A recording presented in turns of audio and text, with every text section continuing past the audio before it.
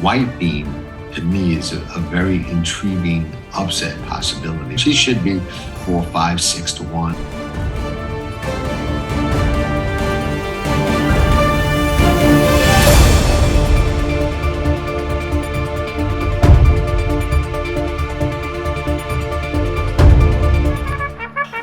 Thank you for visiting Past the Wire TV, the YouTube channel of PastTheWire.com.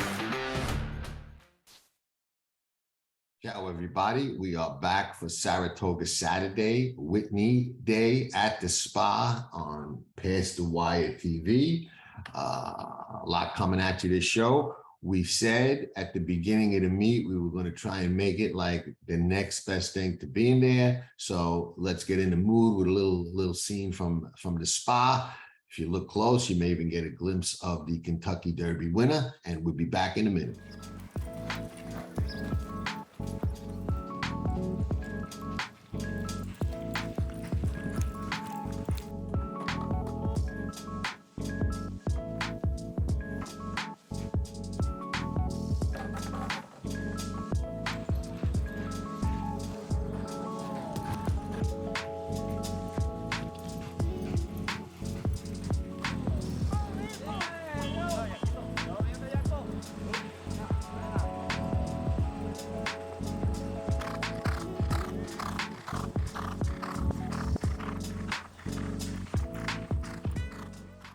You know, Whitney Day is always one of the biggest days at Saratoga, along with Travers Day, a couple of others, but Whitney Day, you know, early in the meet, a lot of excitement, big race this year with Cody's Wish going. Another thing is we said we were going to do throughout the meet was take you, the Past the Wire TV watchers and readers behind the scenes. So our boots on the ground, Jim Gazzale caught up with Blake Dutrow, had a little talk about White Abarrio, a contender in the Whitney, and let's hear what he had to say. It's interesting. Well, I know the plan originally was the Forego, but last minute Rick decided he wanted to run him in the Met, and maybe it's the mile and an eighth, could favor for his chances. We've had Irad breezing him a bunch at Belmont before he came up here. I know Irad really likes him. We think that he should improve off of his last race. And, if he gets a clean trip, we're expecting him to run big. I know the one-turn mile was something that we were thinking that he might like, but, maybe better than 2 turns. But, he's won the Florida Derby. He's proven before he can go 2 turns, and maybe just with Cody's Wish not getting that distance yet, they might think that, for that kind of purse, it's worth taking a chance. But, he's run big on a lot of different tracks, and, if he gets, like I say, a good trip, I wouldn't expect any different here at Saratoga. It's exciting. Rick's only been back a few months. I don't know if, 3 months ago he expected to have this kind of horse this fast, but, he's game for anything. He's definitely somebody that, doesn't turn down too much, especially when it comes to being around a nice horse. So, we're very fortunate that we've been able to, be around him this long, and, that we've been able to keep him going in the right direction. And, hopefully after this, we get to prepare for, the next big one. But, as far as the Whitney goes, that's as big as it gets up here, so.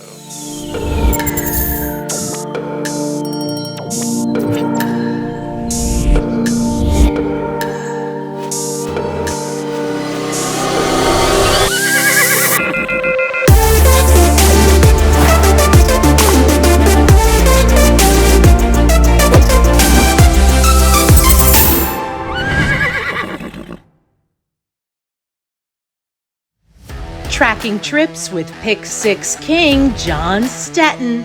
It's one of the best tools in horse racing for any level of player. It's your second set of eyes, spotting troubled trips, betting angles, track trends, horses to watch and favorites to fade, 10 figs, ticket structure, and more. At Tracking Trips, you're a friend with benefits. Not a member? You must hate winning money. Join Tracking Trips now. Visit pastthewire.com and we'll see you in the winner's circle. Remember, nobody does it better. Frankie Dettori. Ciao, Frankie. Tutto a posto. Tutto a posto. Yes, that's a good start. So you haven't lost your Italian. Frankie Dettori, legend, world-class jockey, one of the best ever to sit in the saddle, ambassador to the sport of kings. Meet Frankie during his fanfare like never before, only on Past the Wire TV.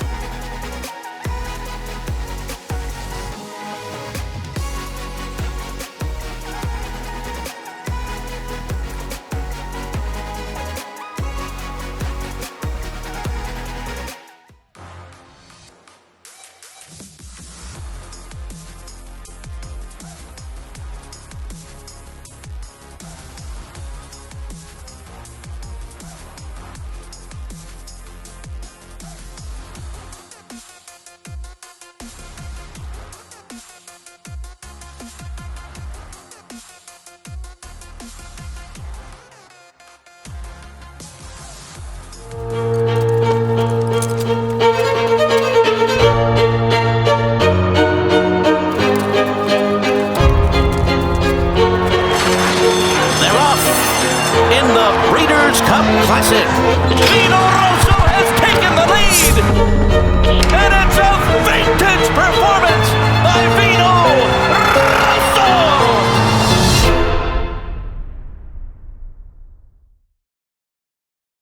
You know, the Jim Dandy, which Forte won under what I would call controversial circumstances, was a tough, gritty race. After the race, Mike Rapoli proclaimed Forte as the clear-cut best 3-year-old in the division. Not so sure of that. Still got to run the Travers, still got to run the Pennsylvania Derby.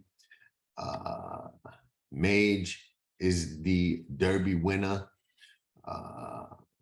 Followed that up with a second in the Preakness, a second in the Haskell, heading to the Travers for a showdown with Forte.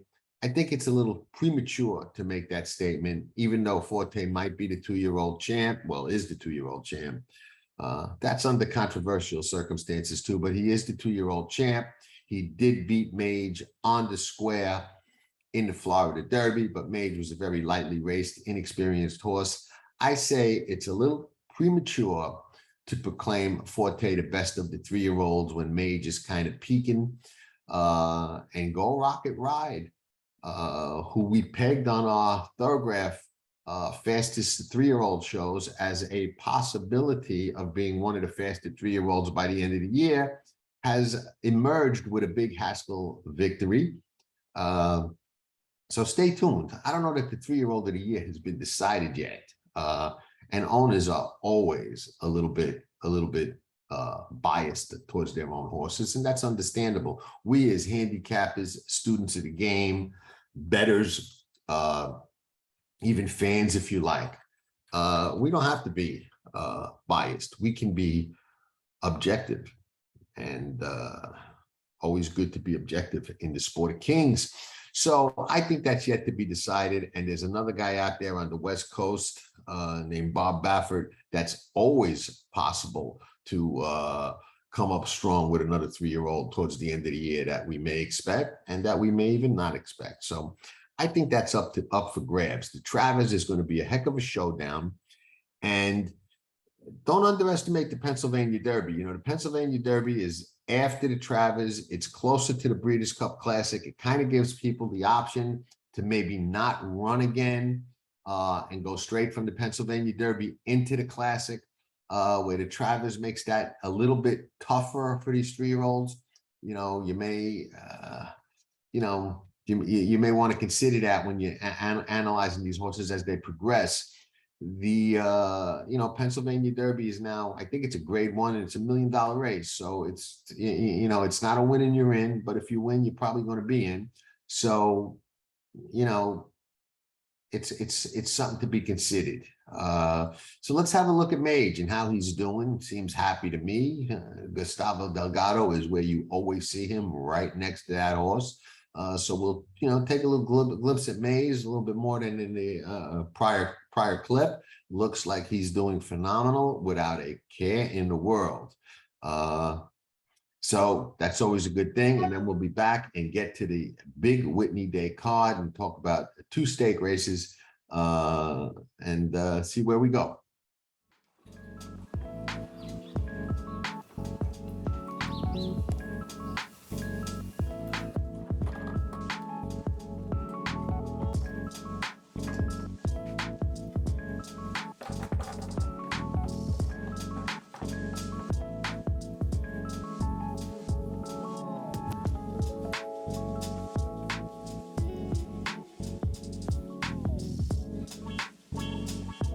With some exciting news. DRF Formulator, the gold standard in past performance information, is now free exclusively on DRF Bets. Join DRF Bets with the promo code WINNING. Get a $250 first deposit match bonus, a $10 free bet, and free Formulator already uploaded to your account. Access Formulator's premium features, including sortable trainer stats, race replays, personalized trip notes, and lots more. Free Formulator exclusively on DRF Bets.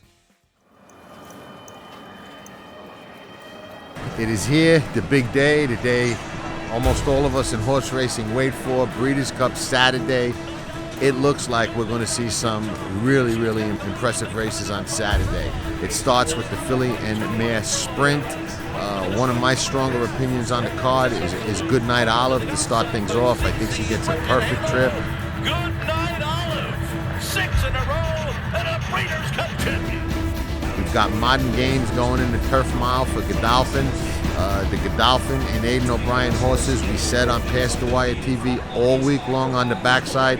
Those 2 contingents stuck out from all the rest. Modern Games looking for a big race from him. Modern Games storming down the center of the course. Modern Games, a 2-time Breeders' Cup winner. You bet he is. That is Rebels Romance, who in my humble opinion is one of Godolphin's better chances this year. Rebels Romance is a very good looking Godolphin horse that can absolutely win this race. Rebels Romance is a must use.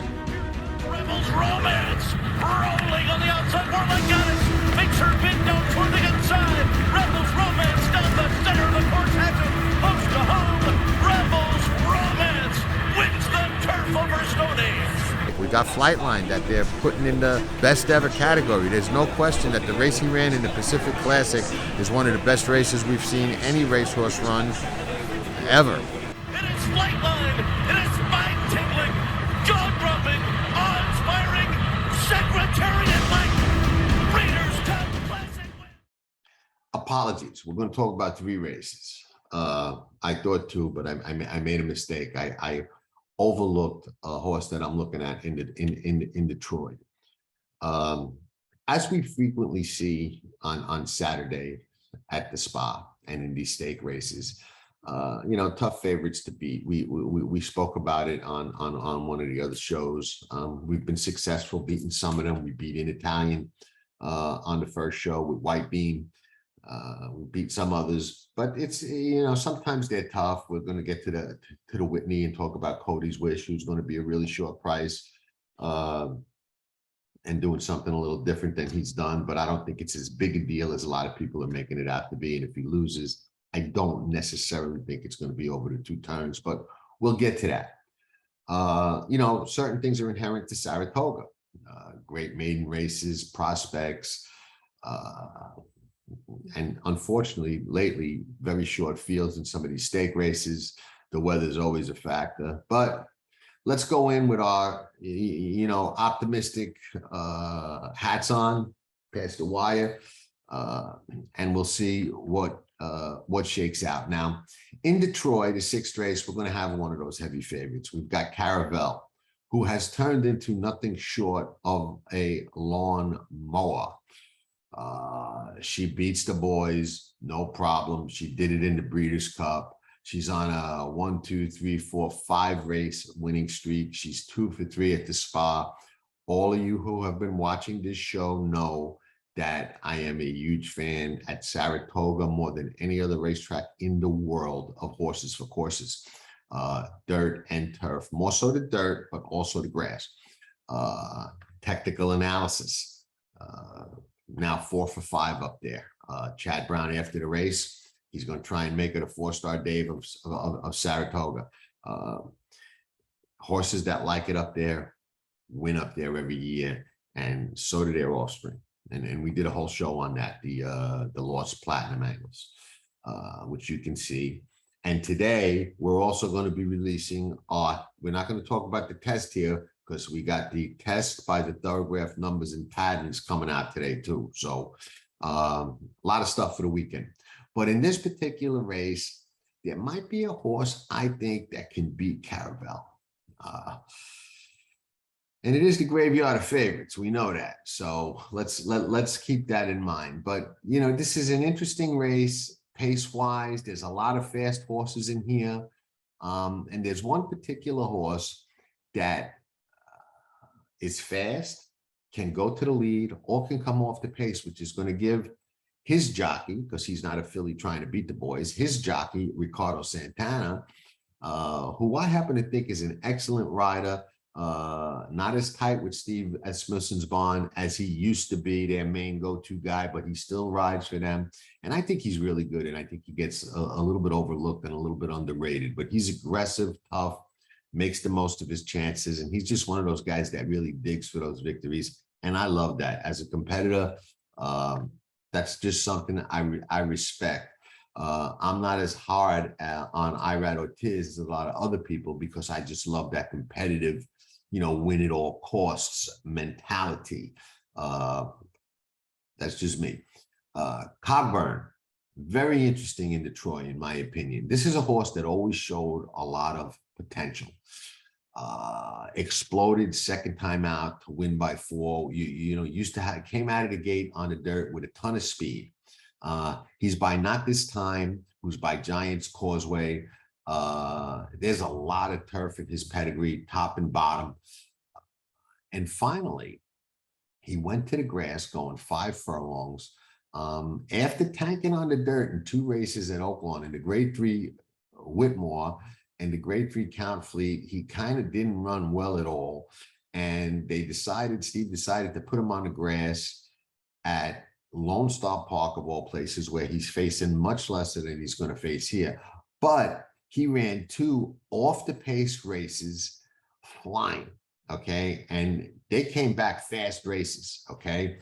So I think if Caravel is a little bit close to the pace, okay, they get into a little bit tussle, and you got some fast horses in there. I mean, she can sit a trip, don't get me wrong, but you've got some fast horses in there. You've got Larry Ravelli's horse, No Balls, Bermuda. You know, they've got some pace. So you've got Ikigai or Akigai, I can't pronounce it, but whatever it is, he's fast. Cogburn could really be anywhere Ricardo wants him to be. He can go to the lead if nobody decides to go. He can sit right off the pace, and he could sit further off the pace and make that late run. Now, he made that run at Lone Star Park going 5/8 of a mile. He's got 5.5 here.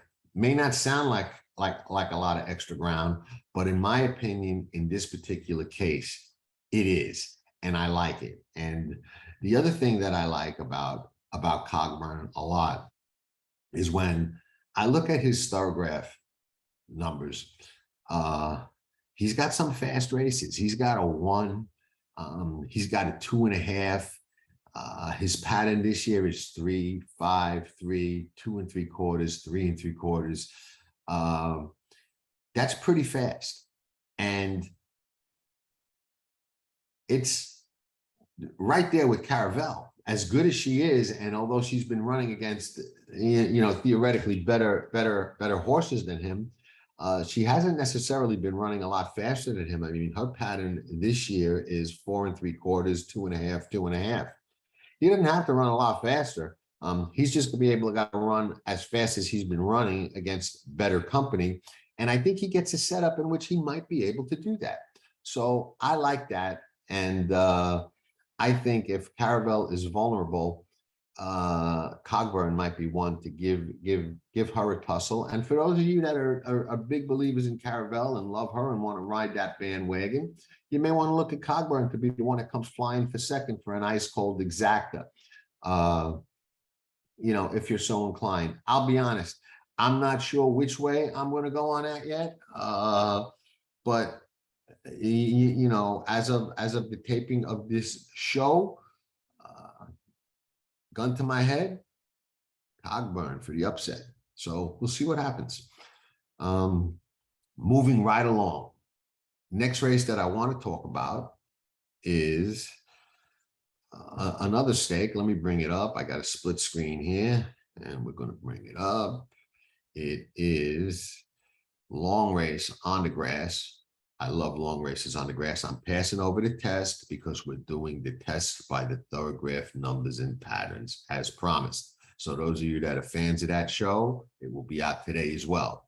But we are going to talk about the Saratoga Derby Invitational, a mile and 3/16 on the grass at the spa. Hopefully weather cooperates, and it is on the grass at the spa. Aspen Grove, the filly, who was going to run against the boys. She won with Oisin Murphy at 15-1 in the Belmont Oaks Invitational, runs in grade ones all over the world, is not going to run from what I understand. She's out and is going to run against the fillies. So they decided to take her, run against the fillies. And why? I don't know. She looked like she would have been very, very tough in here, but I'm not going to argue with Glen Hill Farms and Craig Bernick. He knows what he's doing, and Coolmore people know what they're doing. And James Stack, who trains this filly, obviously knows what he's doing. So they're going to run where they think they belong, and nothing wrong with running against the girls. Okay. That said, with her out, it becomes a different kind of race.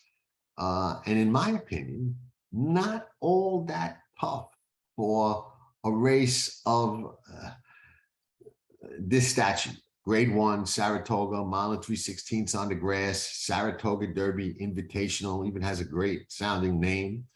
The favorite's probably going to be the horse that won the Belmont Derby, Far Bridge. Nice horse, was on the tracking trips watch list after a troubled trip a couple of starts back. Got really good, didn't have 2 good trips. Then when he finally got the right trip and more distance, he certainly delivered at what I thought was a generous 7-2 that day in the Belmont Derby. Can he come right back? Absolutely. But there's an up and comer that I like, and I love in these 3-year-old races.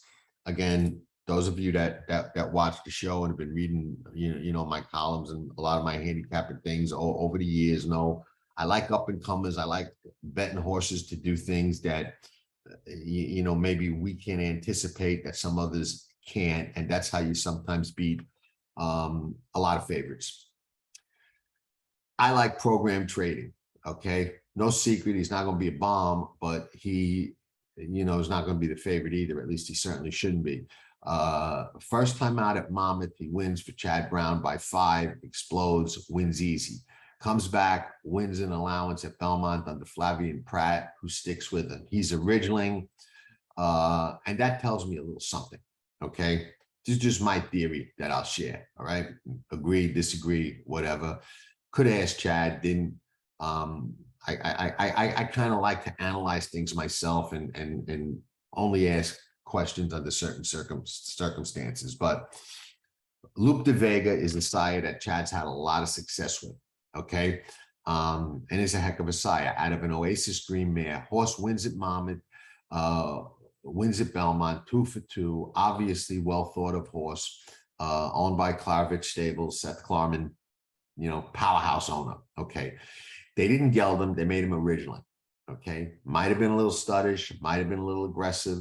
Sometimes making him originally helps. And didn't go all the way and geld the horse, which kind of might be a little bit of a tell. But what not to read into, in my opinion, is the fact that he started at Monmouth Park. A lot of people tend to think, and this is gold and will help you in the future. A lot of people tend to think and insist that when Chad runs a horse at Monmouth Park or Tampa, as opposed to Belmont or Gulfstream during those two meets, or even now during Saratoga, that it means it's a second stringer. It's not true. He's got a lot of horses. He spreads them out. And he likes turf courses that he likes. He likes the turf course at Tampa. He's not an enormous fan of the turf course at Gulfstream. So he sends a lot of his nice horses to Tampa to run first time out. People think they're second stringers, and sometimes you get a better price on them next time out. So don't let that fool you where he starts a horse. He starts them in different spots, and it's not because they're second or third stringers if they start at the track that he is not at and they are not with him. So that's a big misconception. Now, I think this race, again, came up a little bit light. It's got some nice horses and nice prospects in it, lightly raced. But this horse, I think, goes this distance for the first time. Some of these have been this distance, so we kind of know what they're going to do. Joseph O'Brien's horse, to me, if he wins, I'm a little insulted, and I'll tell you why. He had a tough meet when he brought a bunch of horses here. What was it, last year or the year before, for the first time when he started sending the string here? He's running this horse here who is not one of his better horses. So he's saying, you know what, I'm going to take one of my second or third stringers and try and win your grade one. I'm insulted. Okay. And we all should be. Lion of War by Roaring Lion, who O'Shawn Murphy used to ride. Great horse. Charlie Johnston, phenomenal trainer. Father Mark Johnston. If you ever want to see what it's like training in Europe and how different it is, go online and Google Charlie Johnston, Mark Johnston Training Center, and bring up their training center and go through all the pages. Okay. Unbelievable, phenomenal training center. To work there be like a dream job in horse racing. If you work in the game and you check out this website, you're going to be writing to them and see if they'll give you an apartment on the grounds and a car and bring you over there and set you up, and you go work in their yard. Unbelievable place. But Charlie, who I've spoken to, and we were going to actually do something on Past the Wire TV at his yard, but it just never worked out. Charlie, I'm a little insulted. Not that you can't win, but I think you're sending a second or third stringer here to try and win our grade one. I'm insulted. So I'm going to go for a hometown horse to beat these two guys trying to come in here and say, you know what? We don't even need to send our best over there to take one of your grade ones at Saratoga, sacred grounds in horse racing. So let's see what happens. And let me tell you something. Charlie Johnston is a guy, and his dad, Mark Johnston, is a guy who have won these kind of races with their second and third stringers. So hopefully it's not going to happen here. If I get away from program trading, okay, the other obvious ones to look at are Mondego, Farbridge. I don't like Webslinger, in this spot. I don't know that he's going to really appreciate and be as good as he was at a mile and a 16th and a mile and an 8th at these longer distances. But the other one that I would look at as a horse that can potentially improve is Battle of Normandy. He's a little bit slower than these, but he's getting that distance first time out, first time for Shug. And, Shug is patient. This horse likes Saratoga, 2 starts, a win in a second. So that's always, something that I consider, but he would have to get considerably better in order to compete with these. And can he? We'll find out. It's not going to be easy. One last thing we'll look at as we talk about this race is the thoroughgraph numbers. Okay. program trading. He's only got those 2 starts. He runs a 9 3/4 and then a 7 3/4. So he's got that forward moving pattern. 3-year-olds move forward in leaps and bounds. I like that. For comparison purposes, Aspen Grove running 8 1/4 when she win the Belmont Derby. So he's right there. Farbridge run a 5 3/4, but before that he run a 7 3/4, a 7 3/4. So with a little bit of improvement, okay, Chad's horse is right there. Battle of Normandy is, paired 10s and a halves. I like the pair. It sends a signal of a forward move. So, it's always possible, but he's got to go forward a lot more than Chad's horse would have to. For comparison's sake, Lion of War, this year we've got 11 3/4, 12, 8 3/4, 8. So Chad's horse is already faster than him. So that's what I think about that. Now, let's go to the big one on the card. Interesting discussion. The Whitney and Cody's Wish, and will Cody's Wish handle these horses at 1 1/8 around 2 turns the same way he's been handling all the other horses he's been facing at 1 mile or 7/8 or whatever they put in front of him around 1 turn? Let me start by saying this, okay? One of my least favorite, we always talk about our favorite angles. One of my least favorite angles, and a lot of people love it, and I'm dead set against it, is a closer getting more distance or going 2 turns for the first time, and people assuming that he will have the same kick and the same explosiveness at the longer distance. Or taking it a step further, a horse that's closing in shorter races but not getting up, getting more distance, and people assuming, oh, he's going to get up because he's got more distance. A lot of times, around 2 turns or around added distance, that closing punch you see in the shorter or 1-turn races is not quite as strong as it is when they stretch them out to longer distances, because they're starting that launch after having run more ground. So they might not be as strong, might not be as powerful. And it plays out that way a lot. They don't automatically appreciate the extra distance because they're a closer, or because they're coming off the pace, or whatever, which way you want to look at it or call it or slice it or dice it. It does not always work that way. Now, that said, it's an angle that everybody likes to bet, and I generally like to bet against. With Cody's Wish, I'm not so sure that that's the case, because I don't think that this particular horse is going to have a problem going 2 turns and a problem kicking going 2 turns. And I think that shows in his past performances. Early in his career, he was actually on tracking trips. He got taken off.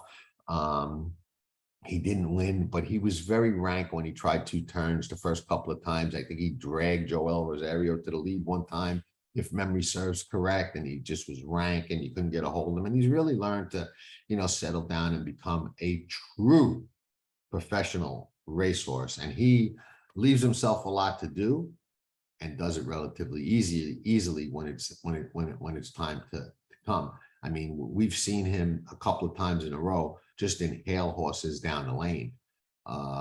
You've got to really respect him as a racehorse. But let's go down to Whitney Field and see how he stacks up and how this race looks on paper. And we heard from Blake Dutrow, and we know that he, Rick, and Irad like White Abarrio, but we'll talk a little bit more about that when we get to him. Zandon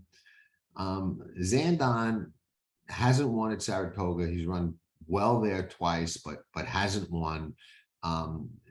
Best race of his life, in my opinion, was the Kentucky Derby, and he lost to Rich Strike and Epicenter.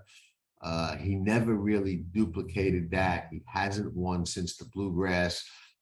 He's 2 for 11 with 5 seconds. Chad is not giving up on him. Obviously, he thinks he's good enough to win one of these big grade ones.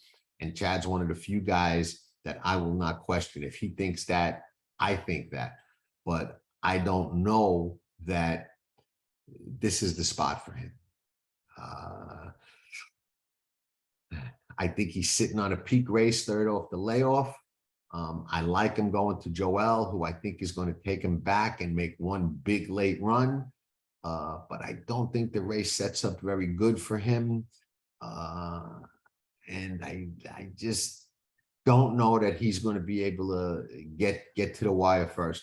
If he does, he's one of three that I can conceivably see winning the race, but he's not the one that I would land on here, as much as I respect Chad and spotting his horses. Charge It, interesting horse. I think he's going to get a lot of money, and I think he's going to disappoint, and he's done that before. You know, he's a horse that when he's in the right spot, under the right circumstances, and gets the right trip, he runs very impressive and very big. But when he gets a little adversity or gets a little bit in tough or gets a little bit into a tussle, he does not deliver. And he's lost off big races before in spots that he was supposed to win. So we've got that. I'm hoping he takes a lot of money. I'm going to bet against him. Giant Game looks like a pace factor, but in over his head, in my opinion. Last Samurai. You know, it's interesting. Last Samurai, I liked him, interestingly enough, in the Pegasus World Cup at 51-1. Okay, runs 4th by 7 with Frankie Dettori. I bet him that day. He runs 4th. He comes back at 8-1 and wins the Razorback. Comes back, wins the Essex, gets beat ahead in the Opal on handicap. If he won the Pegasus at 50-1, would have been a nice day. But he didn't. So we were a little too early on last Samurai. I think he's kind of tailed off a little bit. I don't think he's the Whitney winner.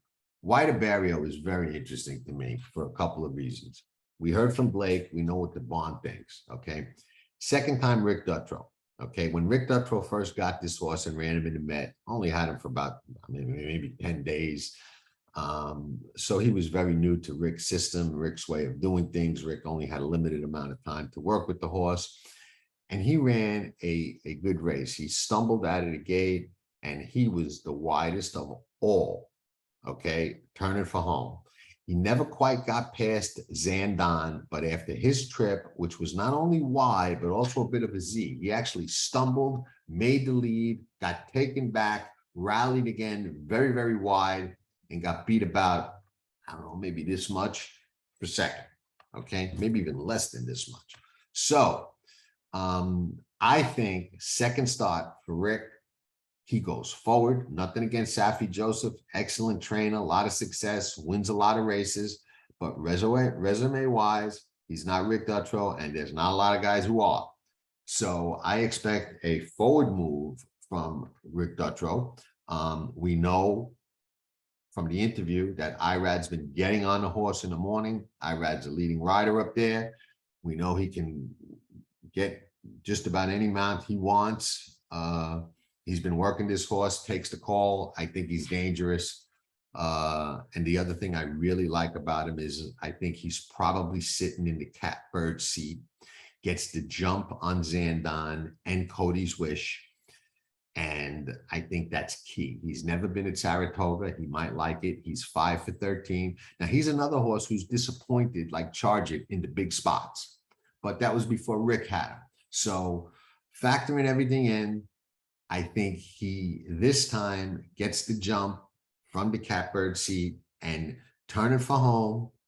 White Abarrio was going to be in the race, if not on the lead, in the race, and the one they got to go get. And here comes Cody's Wish and Zandon, and that's when the race starts, in my opinion. Cody's Wish, there is no knock on him. He's won at Saratoga. That's a big plus for him, in my opinion. And, you know, it is what it is. We're going to have to deal with him. He's going to be coming. I lean to one of two ways. White Abarrio, Cody's Wish, Cold Exacta, or the opposite way, Cody's Wish, White Abarrio, exactly. I won't bet them both. And if I do bet the White Abarrio one, I would also bet White Abarrio to win and bet him hard. But that'll be a game time decision for me, depending on how the track is playing and how things are going. But that's kind of how I look at it. I think if Cody's Wish loses, okay, it is not going to be because he can't get a mile and an eighth. I think he can. It's not going to be because it was the distance. It's going to be because of that angle that we spoke about, where the punch and kick is just not the same. Or it's going to be because he doesn't get the trip. Somebody's going to get the jump on him, possibly White Abarrio, get away from him, and he's going to be coming, but just not get up. And that happens to the best of them. They're not machines. They don't all just keep winning. Is this the race that he gets beat? He's 1, 2, 3, 4, 5, 6 in a row with a win in Saratoga. He's 9 for 13 lifetime. Bill Mott is not worried about him getting a mile and an eighth. He's another one of those guys. If he ain't worried, I ain't worried. I think he'll get the mile and an eighth, but might not get the trip. So that's what I think is the key. So there we have it in the books. Another Saratoga Saturday, Whitney Day, one of the biggest days of the meet. Thanks everybody for tuning in. I'll put a link to the test by the Thoroughgraph Numbers and Patterns for those of you that are a fan of those shows. And I know there are a lot of you, and we're going to do the Travers that way as well. So, and we'll have a regular Saratoga Saturday edition of the Travers. We're doing the show every day in the meet. We got a lot more behind the scenes stuff coming your way, trying to make it like the next best thing to being there. A couple of surprises in store. And for the Track and Trips members on there, you know, we've been a little bit more hot at Delmont and we have been at Saratoga, and we almost got a bomb home. We had, I thought I sniffed out a horse that was going to be 30, 40 to 1, and he was a huge price. I forget what he went off, 30 to 1, 25 to 1. I don't even remember, but run a big bang up second. If he won, game changer. But second is second, and it wasn't a win, but we'll catch one, you know, it's just a matter of time. But you Track and Trip members, thanks for the support. Love it. Love you guys. And we almost made it all worthwhile in that last race at Del Mar last weekend. So maybe we'll do it this weekend. Don't know. Haven't looked yet. But thanks everybody for tuning in. Appreciate you all.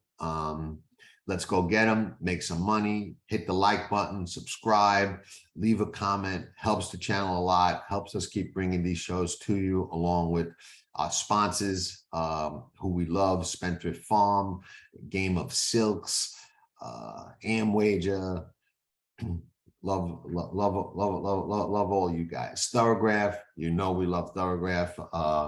Not only do they help us do these shows, but they provide some invaluable information, as all of you know. And we got a couple of new people coming on board, hopefully in the near future, that you guys are going to love too. So thank you. Don't complain about my commercials. They're all high quality, hand selected by me. Not everybody gets to be on here. Not everybody gets to be on the Rogues Gallery.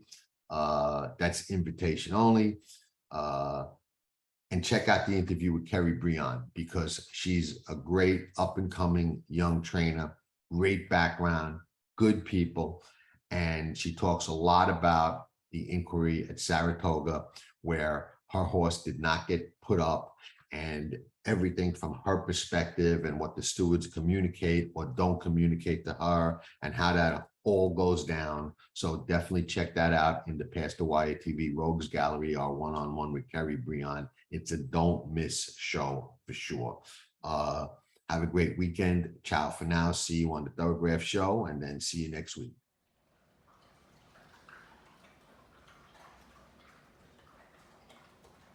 Does it better.